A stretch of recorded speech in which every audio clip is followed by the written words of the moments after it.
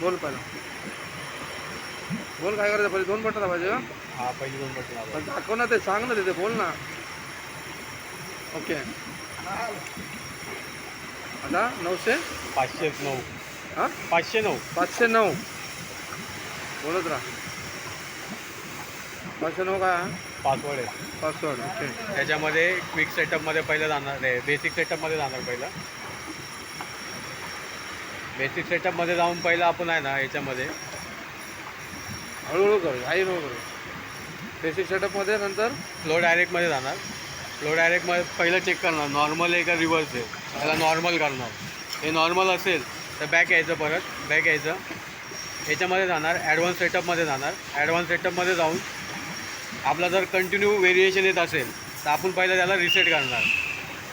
याला रिसेट दाबून ओके करणार. रिसेट दाबलं तर तुमचं फ्लोमीटर ची रीडिंग आहे ती पहिल्यासारखी जी होती ती होणार. परत बॅक येणार. त्याच्यानंतर ना याच्यामध्ये जाऊन क्विक सेटअपमध्ये जाऊन याच्यामध्ये फ्लो रेंज आहे. फ्लो रेंज आपल्या याच्यामध्ये फ्लो युनिट चेंज करायचं आपल्याला.